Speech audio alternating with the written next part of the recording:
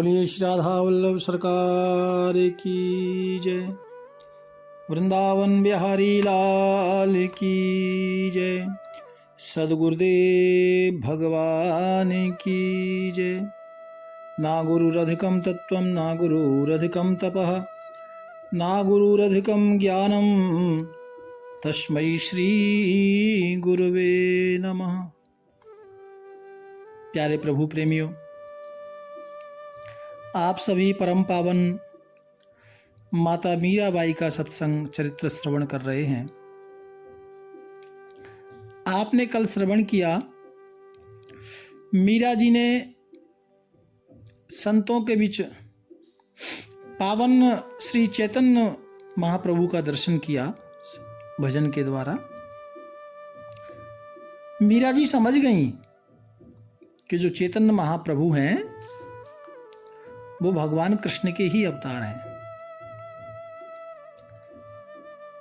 प्यारे प्रभु प्रेमियों, चैतन्य महाप्रभु मैं आपको बता दूं, जो हरे राम हरे कृष्णा वाले इस्कॉन मंदिर है ना, वो चैतन्य महाप्रभु जी ने ही उनके परम आचार्य हैं, परम गुरु। उनके बारे में मैं आपसे चर्चा कर रहा हूं। तो प्यारे भक्तों, मीरा जी चैतन्य महाप्रभु जी का दर्शन कर रही है। मीरा जी को चैतन्य महाप्रभु जी का दर्शन हो रहा है और संत मीरा जी का दर्शन कर रहे हैं। उनको तो दर्शन हो नहीं रहा, लेकिन संत सोच रहे हैं हमें मीरा जी का दर्शन हो रहा है, तो संत समाज बड़े प्रसन्न है। सत्संग हुआ भक्तों, और बाद में स्वयं श्री जीव गोस्वामी जी महाराज मीरा जी को छोड़ने आए कुटिया तक। और मीरा जी रोज वृंदावन में ठाकुर जी का दर्शन कर रही हैं भक्तों। गोविंद देव जी का दर्शन हो रहा है, श्री जमुना महारानी का दर्शन करती हैं, और रोज प्रभु का प्रसाद मिलता है। देखो भगवान की लीला, प्रभु किसी ना किसी बहाने से मीरा जी के पास प्रसाद लाके देते थे भक्तों। प्यारे प्रभु प्रेमियों,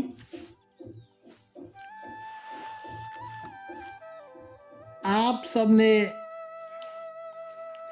श्रवण किया था कि पहले पूर्व जन्म में मीरा जी माधवी थी, जो अभी मीराबाई बनकर आई और वृंदावन में वास कर रही हैं।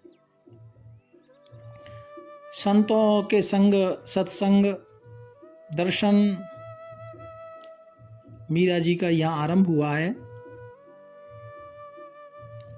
और मैंने पहले आपको बताया कि द्वापर में मीरा जी माधवी नाम की गोपी थी, जिनका विवाह एक सुंदर नाम के कृष्ण भगवान के सखा से हुआ था। वो सुंदर भी बड़ा सुंदर था, हाँ, और ठाकुर जी कन्हैया का वो सखा था भक्तों। कृष्ण को बहुत प्यार करता था।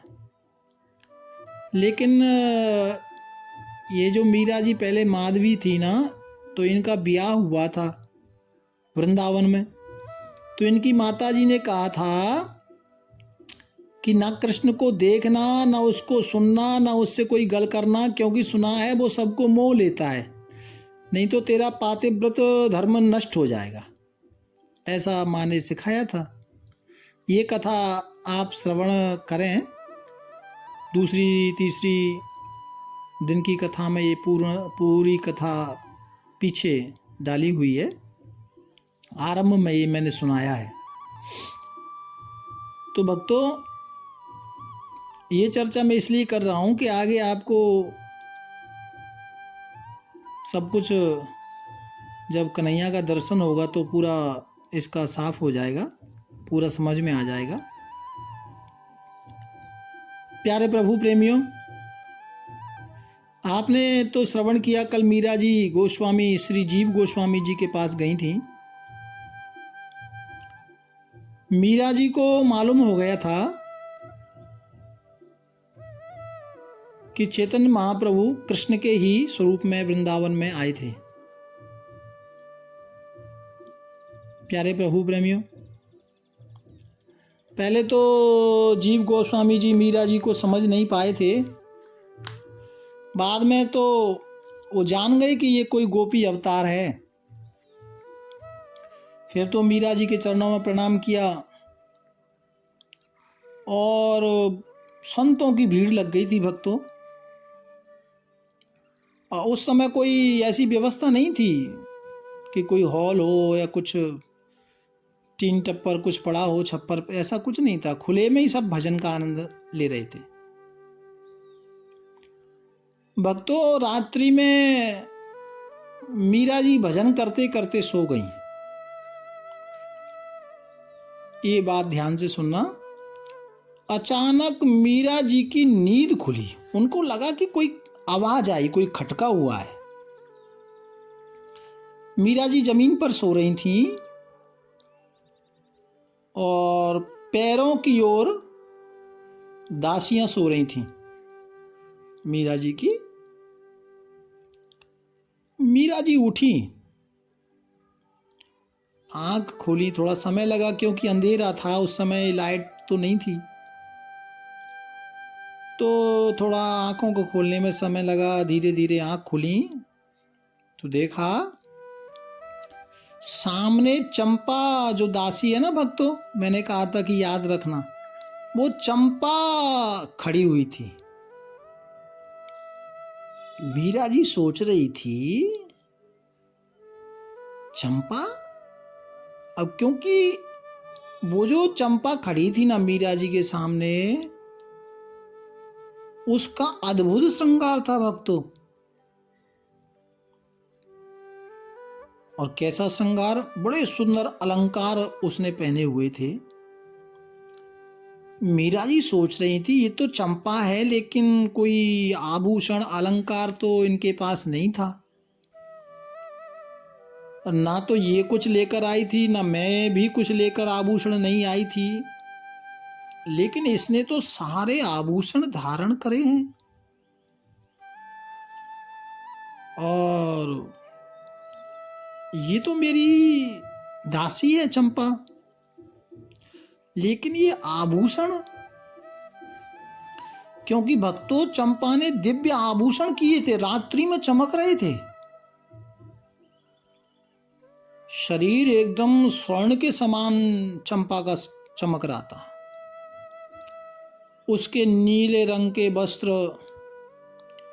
गुजरियों वाला बड़ा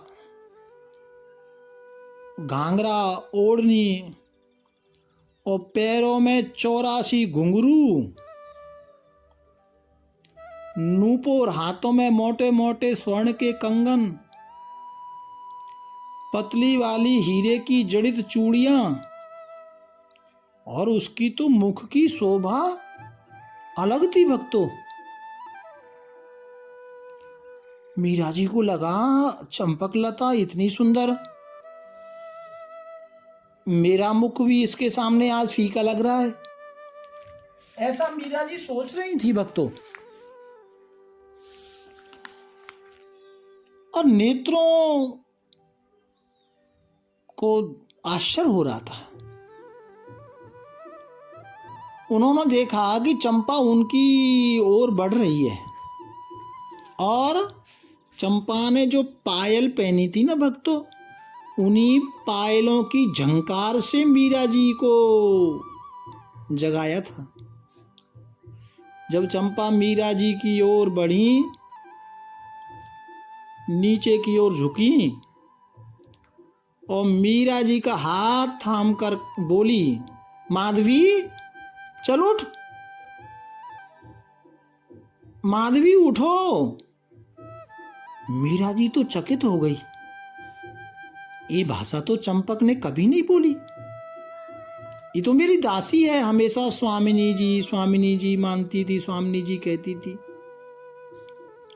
और अब तो ऐसे बोल रही है जैसे ये बड़ी हो और मैं छोटी हूं।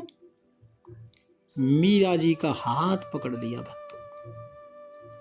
माधवी चल उठ।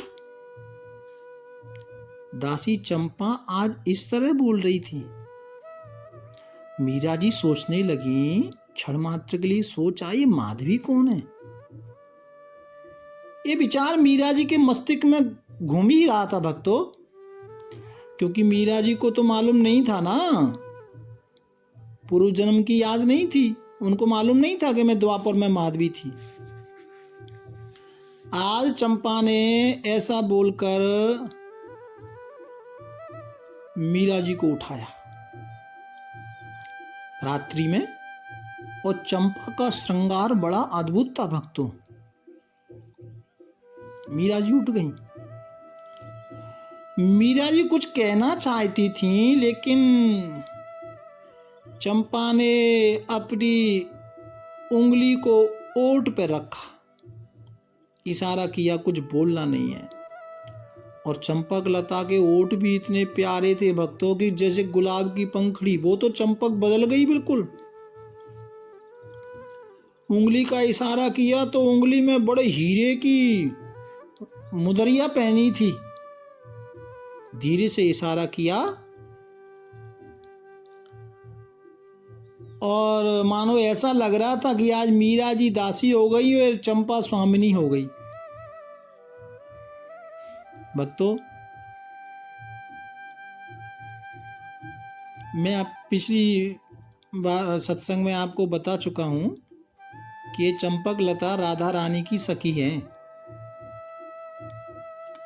धीरे धीरे ये चंपा ने मीरा जी का हाथ पकड़ा, द्वार के समीप आई और भक्तों द्वार अपने आप खुल गया, कपाट अपने आप खुल गए बिना किसी स्पर्श के, और दोनों बाहर आई। मीरा जी ने देखा जिस वृंदावन में वो रह रही थी वैसा तो वृंदावन अब नहीं है। मीरा जी ने क्या देखा रात्रि में भक्तों? वृक्ष लता सब दिव्य हैं, पवन धरा गगन सब दिव्य हैं, और उनकी दिव्यता कहने के लिए नहीं आती, सब दिव्य। वर्णन कैसे करें भक्तों? हवा चलती तो ऐसा अनुभव हो रहा था कि मानो जब हवा कानों में टकराती ना तो ऐसा अनुभव हो रहा था भक्तों, मानो भगवान का नाम वायु ले रही हो। कानों के पास हवा टकराती तो कानों में ठाकुर का नाम सुनाई पड़ता। वृक्ष के पत्ते हिलते तो ऐसा मालूम हो रहा था जैसे कोई कीर्तन कर रहा हो मंद मंद। और रात्रि में भंवरे गुनगुना रहे थे। तनिक ध्यान से सुनने में लगता कि संपूर्ण प्रकृति भगवान का नाम ले रही है। सघन वन सब प्रभु का नाम ले रहे हैं। और मीरा जी का हाथ पकड़ा है चंपक लता ने, आगे बढ़ती जा रही है। सघन वन को, घने जंगल को पार किया करके, और चंपक लता मीरा जी को श्री गिरिराज महाराज की तलहटी यानी गोवर्धन, वृंदावन के पास ही है गोवर्धन, वो गोवर्धन में पहुंची। अब आप सोचिए भक्त, ये वृंदावन में कन्हैया की लीला हो रही है मीरा जी के साथ, और कन्हैया ने ऐसी लीला दिव्यता प्रकट की कि वे दोनों चलती जा रही हैं। श्री गिरिराज परिसर में पहुंची और वहां देखा जो गिरिराज महाराज का जो पर्वत है ना, और मीरा जी देख रही हैं कि नाना रत्न की शिलाएं उत्थों प्रकट हो गई। हीरे जवाहरात पन्ना ऐसे बड़े अद्भुत अद्भुत जो पत्थर है ना, वो ऐसे अद्भुत अद्भुत नाना रत्न की शिलाएं मीरा जी को दिख रही हैं भक्तों। और श्री गिरिराज महाराज की तलहटी से घिरे हुए निकुंज वन को मीरा जी ने दिखाई दिया। और देखो भक्तों, आश्चर्य, आप जरा विचार करो भगवान की लीला। ये जो निकुंज वन है ना, इस भवन में जो दीवार हैं, जो खिड़कियां हैं, मालूम है वो मालती, कमल, मोगरा, चमेली ये बड़े बड़े सुगंधित पुष्पों से निर्मित है। वहाँ की दीवारें, वहाँ की खिड़कियाँ सब पुष्पों से बनी है भक्तों। और गिरिराज जी का दर्शन मीरा जी को हो रहा है। प्यारे प्रभु प्रेमियों, अब मीरा जी ने जैसे ही निकुंज वन के समीप गईं तो थोड़ा थोड़ा अनुभव तो मीरा जी को, क्योंकि पूर्व जन्म का ठाकुर जी कृपा से हो रहा था, लेकिन समझ नहीं पा रही थी, क्योंकि पहला दर्शन पूर्व जन्म में, आप कथा सुनना पिछली, मीरा जी को गोवर्धन में ही हुआ था। तो वहां थोड़ा जागृति हुई, मीरा जी को लगा देखा देखा सा लग रहा है, देखा देखा सा लग रहा है। ये जो मैं देख रही हूं पहले कभी मैंने देखा है, लेकिन याद नहीं आ रहा, थोड़ा विस्मृत हो रहा है। और ऐसा लग रहा है जैसे छोटा सा कोई पर्दा याददाश्त को रोक रहा है। अभी याद आया, अभी याद आया, ऐसा दिमाग मीरा जी का विचार कर रहा है। ऐसा सोचकर आगे चलती जा रही हैं, कब मैंने देखा था, कब मैंने देखा था। और भक्तों, निकुंज के द्वार पर मीरा जी पहुंची तो वहां एक सखी खड़ी थी राधा रानी की। एकदम से दौड़ पड़ी, अरे चंपकलता, प्रसन्न हो गई। चंपा, तू कहां गई थी? तो मीरा जी चकित होकर देख रही थी, ये चंपा को कैसे जानती हैं? और वो सखी बोल रही थी चंपा को, बहुत दिन हो गए गले मिली, कहाँ थी तुम? पूछा ये कौन है? तो चंपकलता ने कहा ये माधवी है, दूसरी सखी को परिचय दिया। और मीरा जी सोच रही थी ये सब मुझे माधवी क्यों कह रहे हैं। अब मीरा जी बार बार चंपकलता को देखे, चंपा कितनी सुंदर हो गई। और ये जो सखी खड़ी हैं ये सब मुझे माधवी माधवी कह रही हैं।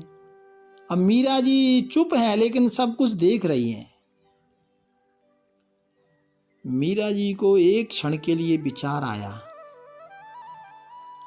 भक्तों, श्री किशोरी जी श्याम सुंदर दोनों अंदर विराजमान हैं। तो एक सखी ने कहा, चंपा, श्री जी आपकी प्रतीक्षा कर रही हैं, तुम दोनों की प्रतीक्षा में किशोरी जी बैठी हैं। भक्तों, तो अंदर जाती हैं चंपा और एक रूपा नाम की सखी रहती है। दोनों बात करती करती ये ठाकुर जी के पास, राधा रानी के पास जा रही हैं निकुंज वन में, और आपस में चर्चा कर रही हैं कि तुम्हारे त्याग भाव की प्रसन्नता श्री राधा रानी करती रहती हैं। और मीरा जी ये सब गल्ला सुन रही थी। मीरा जी सोच रही थी कि रूपा सखी लगता है किशोर जी के पास ही रहती है, ऐसा लगता है। चंपा कहती हैं कि रूपा, किशोरी जी प्रसन्न तो है ना? हाँ हाँ, बड़ी प्रसन्न है। हाँ, चंपा कहती हैं जो किशोरी जी की इच्छा होती है, जो किशोरी जी को जिसमें आनंद आता है, हम तो वही करती हैं। रूपा ने कहा कि तुमने कितना कष्ट उठाया मीरा जी को संभालने के लिए, तुम दासी बनकर गईं। ये आपस में गल्ला करती, बातें करती जा रही हैं। भक्तों, प्रथम कक्ष में दासियां बैठी हैं और द्वितीय कक्ष में श्री राधा रानी विराजमान है। भक्तों, और मीरा जी तो मन ही मन ये सब कुछ दृश्य देख रही हैं। प्यारे प्रभु प्रेमियों, आज अंग अंग रोम रोम जैसे ही निकुंज में प्रवेश किया ना मीरा जी ने, भक्तों, रस सागर से भर गया। जैसे ही अंदर प्रवेश किया, नीलमणि रूप श्याम सुंदर सवर्ण रूप श्री किशोरी जी की दृष्टि मीरा जी के ऊपर पड़ी। आप विश्वास करना भक्तों, मीरा जी सब भूल गई और सौरभ सी छटा, अपना अस्तित्व मीरा जी खो गई, अपनी सुध बुध भूल गई और प्रेम के सागर में मीरा जी डूब गई। नेत्रों से भाव के अश्रु गिरने लगे और इतना दिव्य, इतना माधुर्य, ओहो, इतना क्या मैं आपको बोलूं, मेरी वाणी आपको कैसे बताए। और इतनी श्याम सुंदर के पास गई तो मीरा जी की जो नासिका है ना, नाक, वो सुगंध में ही खो गई। हाँ, और कर्ण में, कानों में संकीर्तन की धुनी जो आ रही थी, मीठी मीठी आवाज कानों में, वो मीरा जी उसमें ही खो गई भक्तों। भगवान जी के पास मीरा जी गई तो भगवान ठाकुर कहते हैं, आ गई तुम मीरा? मैं तुम्हें मीरा कहूं या माधवी? भक्तों, आज ठाकुर जी का साक्षात वृंदावन में मीरा जी को दर्शन हो रहा है। मीरा जी चरणों में गिर पड़ी, सिर रखा, चेतना संसार से चली गई भक्तों। और राधा कृष्ण का मिलन युक्त दर्शन मीरा जी को जो प्राप्त हुआ भक्तों, क्या बखान करूं, प्रत्यक्ष दर्शन कर रही हैं। और आपको मालूम है, राधा रानी ने स्वयं मीरा जी को अपनी गोद में सिर रख लिया, मीरा जी का हाथ घुमाया मीरा जी के सिर पर। और राधा रानी कहती हैं, माधवी, कुछ समय तक तेरी ये देह रहेगी इस धरा पर। मीरा जी चौंक पड़ी। पलकें उठाकर मीरा जी ने देखा किशोरी जी की ओर। क्या कह रही हैं? धरती पर मैं, मीरा जी ने कहा कि मुझसे, श्रीजू, मुझसे क्या अपराध हो गया? मुझे अपने चरणों में ही पड़ी रहने दो, जगत में ना भेजो। भक्तों, मीरा जी को मर जाने दो, मैं आपसे कैसे दूर रह सकती हूं। रोने लगी मीरा जी। तो राधा रानी ने कहा, नहीं, अभी संसार में आपकी जरूरत है। तो मीरा जी कहती हैं, ठीक है, जैसे श्री जी की इच्छा, आपकी जैसी इच्छा हो, आप जिसमें प्रसन्न रहें, मेरी स्वामिनी जिसमें प्रसन्न रहे। आंसू पोंछते हुए बोल रही हैं, मैं वही करूंगी। भक्तों, भगवान के वृंदावन निकुंजवन में बिना राधा रानी की कृपा के बिना प्रवेश नहीं मिलता। केवल ये भाव देह या अलौकिक प्राणी को ही प्रवेश मिलता है। ये जो देह है ना, इस देह में जब साक्षात राधा रानी की कृपा होगी तो ही दर्शन मिलेगा। राधा रानी मीरा जी को कहती हैं, देख, तेरी जो काया है ना, शरीर है, ये दिव्य है, क्योंकि तुम्हें अब दर्शन हो गया। इसे ना जल डुबा सकता है, ना अग्नि जला सकती है, ना वायु सुखा सकती है, और हजारों साल तक तेरी देह पड़ी रहेगी तो भी ये विकृत नहीं होगी। फिर भी कुछ दिन तुम अभी संसार में तुम्हें रहना पड़ेगा। और आप सबसे एंड में सुनेंगे, मीरा जी का शरीर मरा नहीं था, वो तो शरीर भगवान को शरीर मूर्ति में समा गया था। इसीलिए मीरा जी का शरीर जल नहीं सकता था, हाँ, गल नहीं सकता था। ऐसा आशीर्वाद राधा रानी का आज मिला भक्तों। प्यारे प्रभु प्रेमियों, और श्री राधा रानी कहती हैं कि आपका जो ये जीवन आपको मिला है, ये भक्ति प्रकट करने के लिए, संसार में लोगों को जगाने के लिए, अपनी अलौकिक भक्ति के प्रभाव से संसार को भक्ति की ओर खींचने के लिए, आकर्षित करने के लिए ही तुमको माधवी मीरावन के संसार में आना पड़ा है। ये ठाकुर की इच्छा है। और तुझे इसलिए भी रहना पड़ेगा कि आगे घनघोर कलयुग है, तो तेरे नाम से लोग भक्ति को जानेंगे, भक्ति करना सीखेंगे, है ना।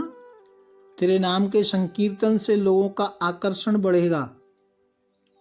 तेरा नाम सुनकर जो भक्त होगा भगवान का, वो कठिन से कठिन परिश्रम को भी सहन कर लेगा और लोग संसार में भक्ति करेंगे। तेरी दृढ़ता, वैराग्य लोगों को भक्ति देगी। लोक कल्याण के लिए कुछ दिन और रहना पड़ेगा माधवी। प्यारे भक्तों, मीरा जी ये सब श्रवण कर रही हैं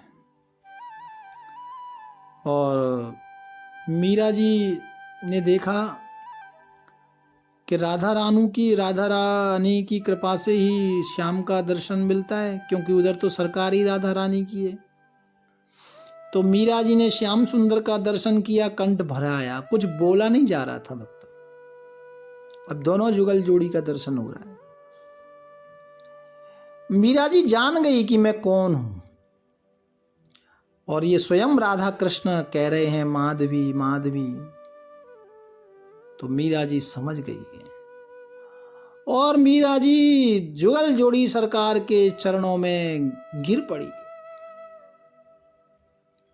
प्यारे भक्तों, और क्या आनंद बरस रहा है।